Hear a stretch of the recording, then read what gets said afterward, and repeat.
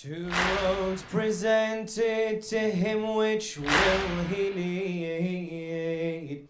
His death or his wedding, his mother will read. Two roads presented to him, which will he lead? His death or his wedding, his mother will read. Two roads it's presented before this young youth, yet both contain honor and both with the truth. Confused is his young heart, which will he choose? Will his bride gain him, or will his soul he lose? And to his young eyes, which is the greater deed? His death or his wedding, his mother will read. And to his young eyes, which is the greater deed? His death or his wedding, his mother will read. He comes to his mother, face bright like the moon. He comes to his mother, face bright like the moon. Dressed in the armor of death is this young groom. Oh mother, two fates upon your young son loom. Do I dress for my wedding or for my tomb? Oh mother, two fates upon your young son loom. Do I dress for my wedding or for my tomb? The disease of confusion in my heart bleeds. His death or his wedding, his mother will read. The disease of confusion in my heart breeds. His death or his wedding, his mother will read. Mother, on one path I see scattered bodies, the other on my wedding I see roses. Yet how can I smile with these tragedies? Oh mother, answer, extinguish my worries. Yet how can I smile with these tragedies? Oh mother, answer, extinguish my worries. How can I not fight? I don't bow down to greed. His death or his wedding, his mother will read. His mother says, oh memory of Hassan, you're not a child but a leader of men. His mother says, oh memory of Hassan, you're not a child but a leader of men. With all your tears as ink and your blood, your pen. With all your tears as ink and your blood, your pen. Write down your fate and decide it where and when. Write down your fate and decide it where and when. From your mother, one way today, you'll be freed. From your mother, one way today, you'll be freed. His death or his wedding, his mother will read. Child, your father had always intended for you toward Hussein's daughter to be wed. This bride, for your presence has long awaited. Her young heart longs to be held within your arms. And your father Hassan had planted a seed. His death or his wedding, his mother will read. Oh mother, no, my eyes cannot bear the sight, watching Hussein as within thirsty abides, as every soldier has fought and so has died. Oh mother, please be my father. Oh mother, please by my father let me fight. Oh mother, please by my father let me fight. This is not a desire, it is a need. His death or his wedding, his mother will read. So the world sees the wedding march of Qasim. He rides out to fight them with his father's sword, and kills men this young lion, all for his Lord. But soon they jump on him like a pack of wolves, not tears of joy but rivers of his blood poured. Soon they jump on him like a pack of wolves, not tears of joy but rivers of his blood poured. And upon his young body the arrows feed. His death or his wedding, his mother will read. His death or his wedding, his mother will read. Many thanks to the poet Nouri Sardar.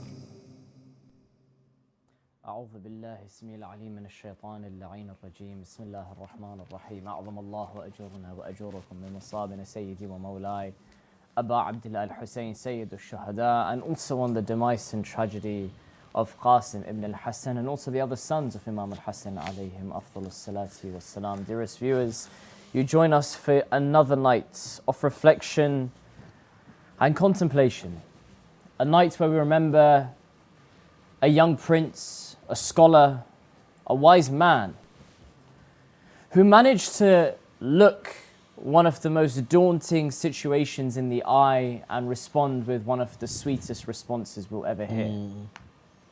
Who makes a 13-year-old look like a wise man that could make very tough decisions, and then we reflect on what a 13-year-old today to us is, and they're very far from this. Who teaches us that age is but a number and wisdom is forever, and reminds us of the eloquence of his father on the day when he wasn't present for his brother at that time. This is Al-Qasim ibn al-Hassan, and may Allah grant us the intercession of Al-Qasim and the inspiration of Al-Qasim as well. Mulla Ali, I remember you recited this again a few years ago. It's one of those classics that we have now. Comparing him to his wedding march, which, as we disclaimer, is not something that happened, but maybe something for someone of that age would be apt. And again, maybe for the viewers who aren't aware what the decoration is for, maybe you can just enlighten them a little bit. Yeah, Bismillah ar-Rahman ar-Rahim. I think at the time, I think in Arabia and even the Muslim world, in those times, it was very common for young men, and I call them young men because they're not, as we say, teenagers, and as you mentioned, they're nowhere near teenagers of today. Yeah. There are obviously many reasons for that, but young men would get married at the age of 13, 14, 15. Yeah. And so because of Qasim's age, he was, Karbala or not Karbala, at that age, they tend to get married, and so therefore, what the poetic license would say, this isn't something that's set in stone that he was supposed to be married to a certain person. It's just poetic license in the sense that he, at that age, usually men would get married, and so therefore we I guess bring together what we call the zephyr, which is basically the wedding march or the wedding processions. The wedding processions, and therefore there's sweets that are given out in the name of Qasim al-Hasan, or for example flowers, and even henna as well. So and also the poetic license would also say that instead of henna being placed on his arm, there was more blood. And instead of the wedding suit, the armor. The armor, yeah. Instead of the wedding procession, it's the wedding. It's the battle march, for example. Yeah. It's a very powerful comparison, I guess, from a poetic perspective as well. I know in the Pakistani community they hold this, in the Khawaja community not so much. Do you know if, like, in the Iranian community it's there? Oh, very much so. Yeah, very much so. Iranian community 100%. Iraqi community, not only do they hold it very, very high in importance, but also in Karbala itself as the city, the people of Karbala, and also many other peoples in different cities. But Karbala, you'd see horse rider after horse rider after horse rider, mokib after mokib, and that would be their procession. They would have a Qasim sit on a horse, and they would have the Zafat al-Qasim, which is the wedding procession of Qasim, but going towards the shrine of Abu Abdullah al-Husayn. As we've done in the last few nights, I kind of just want to reflect a bit at the start of the show, and then inshallah towards the end we transition towards Masa'ib and lamentation. But there is something about Qasim's statement that, fine, a lot of us go, you know, wow, look at how he can see things, and we move on from it, right? But I think there's something so much deeper, which is, if you were to ask anyone nowadays, right, what is the thing that you are most worried about happening? Maybe they'll say, oh, bankruptcy, or then you're like, okay, what about if you get ill? Oh yeah, if I get ill, then, you know, death and birth and bankruptcy. It's like, what if you were to die? And they're like, yeah, death would be like the worst situation, right? If I die, that would be the worst thing that could happen to me, and, you know, my life would be over, whatever. Fair enough, right? Some people have this mindset. And when we look towards Quran and people giving these statements that, oh, I don't want to be tested, or I'm nervous about being tested, I don't want to go through trials and tribulations. Quran is very clear cut in saying, if you claim that you believe, we're going to test you. You've got to be ready for this. We're going to test you, right? It's very clear cut. And we then come across, maybe you and I don't know, definitely myself, we lose 100 quid. And it's like, that's it, finished. You know, what do you think? Oh, this is the worst thing. I can't have my day. You know, the rest of the week's gone. Maybe I've interviewed for a job, and at the last moment, I think I'm definitely getting it. You get the call. Sorry, Sadiq, you didn't get it. And it's like, my life can't do this. My life's over. You know, I can't get married now. Grades, I can't this. Grades, exactly.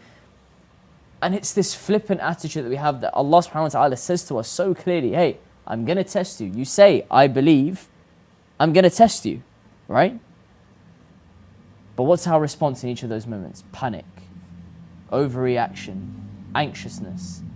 And at that point, if you ever want to see how you're progressing in something, be that in a sport, you need to go play against a certain level and see if you can make it, right? You go take an exam, you see if you can make it. Allah's saying, look, I'm going to give you a little test on the way, see how far you've made it to me. How staunch you, how strong are your foundations? Are you there yet, or are you not? أحسب الناس أن يتركوا أن يقولوا آمنا وهم لا يفتنون.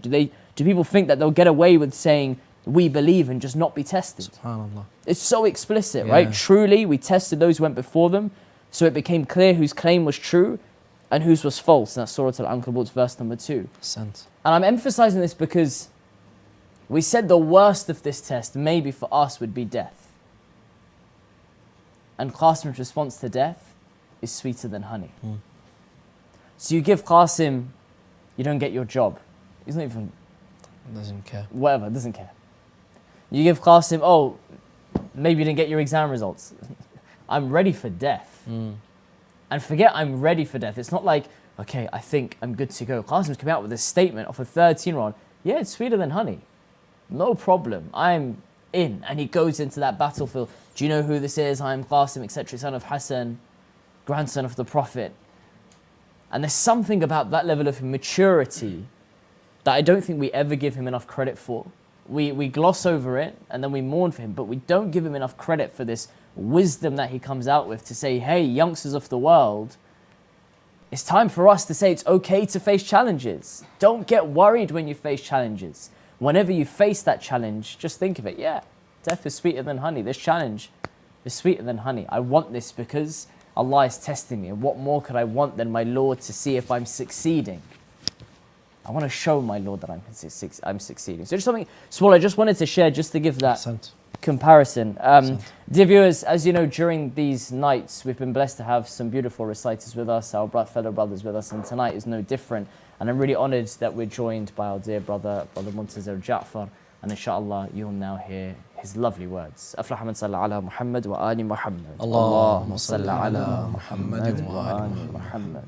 Bismillah ar-Rahman ar-Rahim. So just a bit of background on this poem, inshallah. This poem is written as if I was staring at the scene of Karbala, but I don't know what's going on. I know vaguely some of the people who are there, Imam Hussein, Abu Fadl Abbas, but I don't really know what's happening. So inshallah keep that in mind with this poem, inshallah. Which moon is this that upon Karbala shines? Which moon is this that upon Karbala shines? For the moon that I know by the banks of Furat lies. I hear an answer, no, that one is the moon and these are his stars. Awn, Muhammad, Ali Akbar, Ali Asghar. I say no, with this star there is something more. He smells of the past. I say no, with this star there is something more. He smells of the past. Is it the burning door? No, I am told. This is not Muhsin.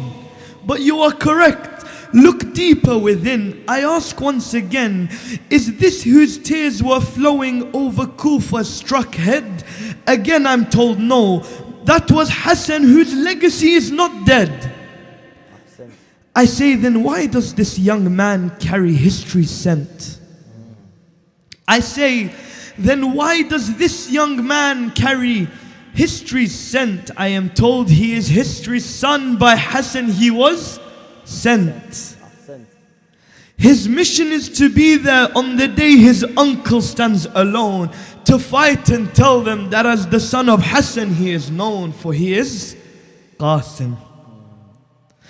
I ask, how does he fight so fiercely yet with a smile on his face? I'm told he's tasting death's sweet embrace. And I wonder, from what possible lineage is this youth to be unfazed at death's pure truth? While Haydar's blood flows in his veins, death is sweeter than honey when he's fighting for Hussein. But while for him death is sweet, what must be the plight of his mother? And what about the state of his father's brother? Oh Qasim, oh the light of your mother's eyes, can you not see how much she cries and cries? Go back, go back. But no, for to return is not Husseini. To shy from death is far from Ali's progeny. But the cowardice of the enemy knew no bounds. For when this young child to tie his shoe bent down, upon him descended blows, sending him crashing to the ground. Along with his strength, his mother's heart was nowhere to be found. Ya Ammah! From me to you my salam. Have I done all I can to save you from harm? Hussein enters the battlefield like a lion he roars, until he sees Qasim's body lying on the floor. At this point the tears uncontrollably flow. Oh Qasim, how hard it is, do you know, to have my nephew call me yet be too slow, to find his body the swords ruthlessly blow, to find under the hooves of the horses his body in pieces. Oh Qasim, tell me, how will your auntie Zainab see this? Oh Qasim, sleep my child. Oh Qasim, sleep my child in the arms of my brother. Oh Qasim, sleep my child in the arms of my brother. One of my children has now gone. I'm yet to lose many others. One of my children has now gone. I am yet to lose many others. Sallu ala Muhammad wa ali Muhammad. اللهم صل على محمد وآل Muhammad. Ahsant, Montazar, ahsantum. It's amazing to hear how your spoken word poetry has come so far in the last few years. It's really beautiful to hear those kind of, that kind of comparison. There's something that you mentioned, which is this concept of another challenge coming for Imam Hussein alayhi salam. Obviously, he loses his nephew, but you can maybe say his son, because he probably wanted to look after Imam al-Hassan's amana, if you like, in that respect. And just to link that to what we were saying before your poem, once we recognize that Allah subhanahu wa ta'ala has created this world for us to have challenges and see how we're progressing, and once we've recognized, okay, it's fine, it's okay to have them, the question sometimes comes, how many challenges am I going to face? And again, in Karbala, we see Qasim alayhi salam, and it's crazy. We omit the fact that along this journey, it's tough for a 13-year-old generally, the journey that they went on. It's tough for them to have a lack of water. It's tough for them to then be surrounded and to be scared. It's tough for them to then see family members go out. And you're thinking, how many challenges does this 13-year-old actually see along this way, right? How many challenges does a 13-year-old of today go through and see? Because we'll face a challenge on Monday and then 3 weeks down the road, and then we'll be like, my life is the worst, I can't handle this anymore. Yet again, Allah subhanahu wa ta'ala is very clear that these challenges continue to come. He doesn't shy away from this in Quran, but we find it's almost like surprising to us every time. Yeah, Qasim sees all of this, and we're like, we learn from him, but when another challenge hits us, we're like, oh yeah, I've completely forgotten, like, why is it so much? And just to be clear on that, it's in Surah Al-Fatiha where Allah subhanahu wa ta'ala says, وَلَن تَجِدَ لِسُنَّةِ اللَّهِ تَحْوِيلًا. After having mentioned all of the chastisements that would come across those groups before, Allah subhanahu wa ta'ala ends this verse with saying, no change is to be found in the way of Allah's decrees. This is going to be a divine continuous thing. You'll always face these challenges. So it's just, I don't know, it was something that we were speaking about today, that Qasim alayhi salam really has this strength, core strength, that I don't know why we're not able to instill within ourselves, let alone our youngsters, but ourselves yet. And we're very fragile compared to what he has to offer. You're what, mid-20s now? I'm 20. 20. And then you kind of think about this, and how would you reflect when you kind of think of your, the level you're at and your peers, and then that of Qasim alayhi salam? Why do you think that difference exists? Because that conviction, that it's not only Hazrat Qasim salamullah alayhi. I know we're focusing on Qasim, and it was one of the things that stood out about Hazrat Qasim salamullah alayhi. But even if you look at in general, the youth of Karbala, look at Ali al-Akbar salamullah alayhi. Right, when Imam Hussein asks him, are you scared? And he doesn't respond by saying yes or no. The one thing he asks is, are we on the path of the truth? Right? What a line. And it's that conviction that it's like when your dad says, are you going? And you're like, well, where else would I go? Yeah. Like, it's so obvious that if you're on the path of the truth, there's no other answer to the question of, are you scared? No, I'm not scared. Of course I'm not scared. That's when death becomes sweeter than honey. When you have that conviction, that's what I lack. Why are we lacking it though? I think it's exactly that. Like, it's so obvious to them, it's so clear cut to them what haqq is, but we struggle. We really, really, really struggle. And I'm labouring this point because I don't want us to just look past Qasim and Ali and Al-Akbar, etc., and just be like, oh yeah, it's really sad that they're young. We'll talk about that. We'll come on to it, right? There's many, we see, for example, in the Masa'ib, that when his feet are fluttering when Imam Hussein goes to him, we see the innocence of that age come out at that point. But in reality, there's still this wise man that we need to learn on. And I don't want to just look past that. I think we as a community need to figure out why we've gone so far from that kind of mark scheme that we have in Al-Qasim and Ali and Al-Akbar, and we are where we are, where even us as 20, 30-year-olds, we're miles behind.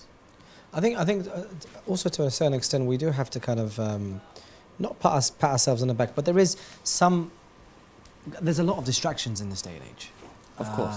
And that's not to say, look, that's an excuse, but especially for our youth who are growing up in the West and even in the East as well. I mean, these distractions, these desires that are just thrown at you 24/7, the mobile phone, the gadgets, everything like that.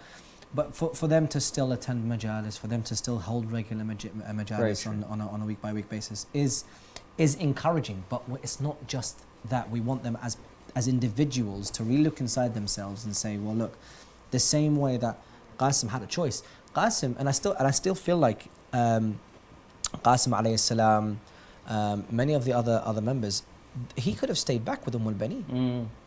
Same, I mean, Ali Akbar, not to a certain extent because he's a lot older, but he could have used his youth, when I say youth, as his real youth, as in 13, 14-year-old, he could have used that as an excuse to say, well, look, uncle, I can stay back and look after Fatima al-Alila. I can stay back and keep an eye on al-Banin, for example, right?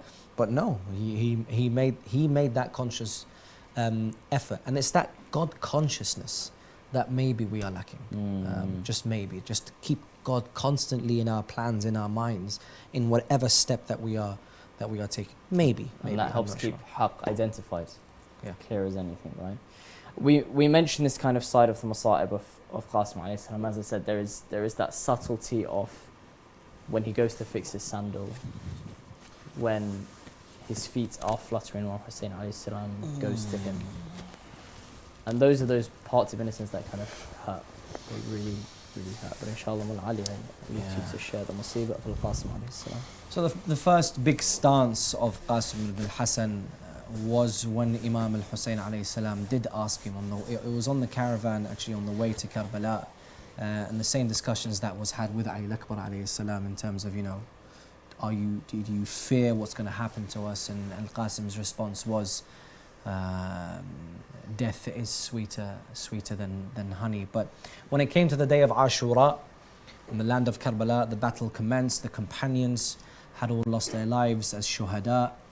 Ali Akbar at that time, as the first from the Ahlul Bayt, had also gone. So this is playing in the mind of Qasim alayhi salam. Not only that, it was the cries of the women and children that really hit his heart and broke his heart, and he wanted to do something about it. So his first response to that is to go to Abu Abdullah al-Hussein and say, Sayyidi wa Mawlai, Ammi ya Hussein, I've had enough of this life. I've had enough of seeing Ali al-Akbar. I've had enough of seeing the companions. I've had enough of hearing my cousin Ruqayya alayhi salam crying from thirst, the women and children crying from thirst.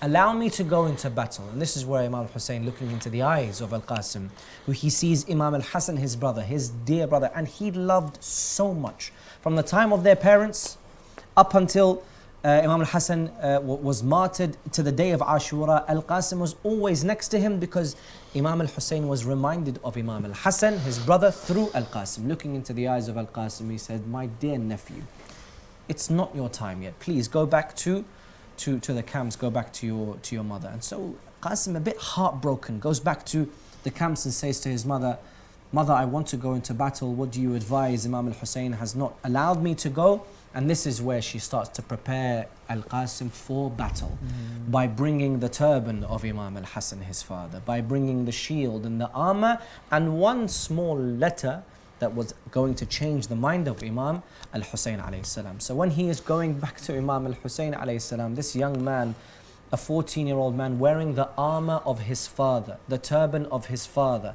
holding the sword of his father that would drag across the plains, across the sands of Karbala, because of how big it was, the armor, how big it was. He had to carry himself to Imam al-Hussein alayhi salam. When he came to Imam al-Hussein, it's as if Imam al-Hussein was looking into the eyes, really into the eyes of his brother, by seeing the turban, by seeing the armor. And then Imam al-Hussein was just about to say to Qasim, you must go back to your mother, when Qasim alayhi salam brings out a letter to give to Imam al-Hasan, to give to Imam al-Hussein. When Imam al-Hussein looked at the letter, his eyes started to weep. He started to weep. Tears started to drop on the cheeks of Abu Abdullah al-Hussein, reading the contents of the letter, because the contents of the letter said, on the day of Ashura, La yawm ka yawmaka ya Aba Abdullah al-Hussein. On the day of Ashura, there will be a time where you will need aid. Please, please do not deny my son al-Hasan, for he was made for this day. He was created for this day. And that's where Qasim ibn al-Hasan alayhi salam and Imam al-Hussein would hug, and they would embrace, crying both together. Imam Al-Hussein would say, "Oh Hassan, Sayyidi wa Mawlai." Al-Qasim would say, "Ya Aba Abdullah." Al-Qasim then goes towards the battlefield. Abil Fadl al-Abbas is looking towards Al-Qasim. Imam Al-Hussein, Sayyida Zainab, they're all looking at this bright young man as he is going towards the battlefield. When he came to the battlefield, he introduced himself, the courage, the valor, the zeal of Qasim ibn al-Hasan, and he said, "In tunkiruni فأنا نجل الحسن سبط النبي المصطفى والمؤتمن." If you do not know me, then know that I am Qasim, son of Hassan. But not only that, I am the grandson of the Prophet Muhammad sallallahu alayhi wa alihi wasallam. Then he turns to Imam al-Hussein. هذا الحسين كالأسير المرتهن بين أناس لا سقوا صوب المزن. This is Hussein, غريب أسير all alone, fighting valiantly. He goes out to the battlefield. Arbab al-Muqatil say that when he would fight, he kills almost 30 to 35 of the soldiers. Every single one of the enemies that he would kill, he would turn towards Abil Fadl al-Abbas, almost saying to him, oh Abbas, are you watching? Look at me, look how proud that I'm making you be. And so until then, but his inexperience in battle, or his young age, or his innocence at that time, his sandal became unlocked and he wanted to fix his sandal. But ajarakumullah ya mu'minin, ya Shi'at Ali, ya lovers of Qasim, when Qasim's head was bent, the enemy struck him on the head. He fell down from his horse. They came onto him mercilessly, strike after strike after strike on Al-Qasim. That's when they heard the call, "Am ya Hussein, adrikni, come to my aid, ya Aba Abdullah." Imam al-Hussein runs towards the battlefield, seeing Al-Qasim on the floor. "Oh Qasim, oh my nephew, I am sorry that when you cry out towards me, I can't help you." Now the Maqatil also say he was returning Qasim back to the tent, but the feet of Al-Qasim would drag on the floor. Why? Qasim wasn't that tall, but it was because the back of Imam al-Hussein was broken, carrying Qasim back to the tent. This is where the calamities would start. He would place the body of Al-Qasim next to the body of Ali al-Akbar, and that's where Ramla, his mother, would come and cry out, "Wa Qasima wa shahida." إنا لله وإنا إليه راجعون وسيعلم الذين ظلموا أي منقلب ينقلبون والعاقبة للمتقين.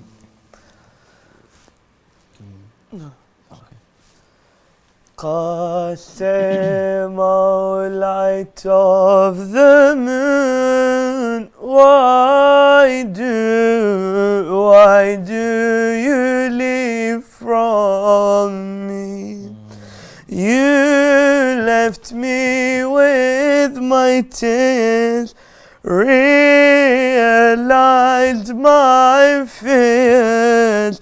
Why do you leave from me?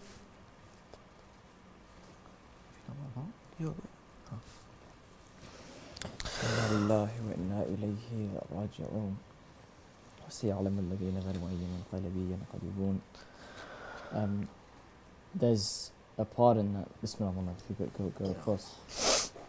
There is a part of that masa'ib that really, as Mulla Ali mentioned that really hurts, which is Imam Hussein alayhi salam needing to see the body of Ali al-Akbar lying next to that of Al-Qasim as he goes and buries, or as he goes and places the body of Al-Qasim at that point, and the ghurba of Imam Hussein alayhi salam in that moment, when he is seeing his son and his nephew and the family members of the holy household slowly dissipating, knowing that his time is coming. But I think in that moment the heart of Hussein alayhi salam shattered wouldn't even be the word. In the words of Ramla, the mother of Al-Qasim alayhi salam, what life lies after you, my son Al-Qasim. You take my soul with you, my son Al-Qasim. What life lies after you, my son Al-Qasim. You take my soul with you, my son Al-Qasim. What heart sits in my chest? After my side you've left, after death you had made. With tears my eyes are wet, my grief searches for you, my son Al-Qasim. In pain it calls for you, my son Al-Qasim. What life in my body beside your memory, day and night haunting me. Oh, what a tragedy. Oh, essence of my soul, my son Al-Qasim. Sorrow swallows me whole, my son Al-Qasim. Your smile was my door. With your birth my heart boiled. With your tears I would moil. By arrows we've been toiled. Oh, sunlight of my days, my son Al-Qasim. Oh, beauty of my ways, my son Al-Qasim. Your light, love, as it guides. Who would turn off this light? Jasim, you left my side. In darkness I reside. You're a beacon of truth, my son Al-Qasim. A guidance for all youth, my son Al-Qasim. With you withheld were fears, with you were my true years. Your love flows in my tears. Hey, mother's son, so dear son his mother's road, my son Al-Qasim. Without you, where's my road, my son Al-Qasim? Oh, shadow of Hassan, oh child, you led man. I lose my heart again. It's only you can mend. Your absence is my death, my son Al-Qasim. Sorrow's voice in my breath, my son Al-Qasim. Your bride awaits her praise. We have not smiled since with you left all patience. Who will take this bride home, my son Al-Qasim? Of her what shall become, my son Al-Qasim?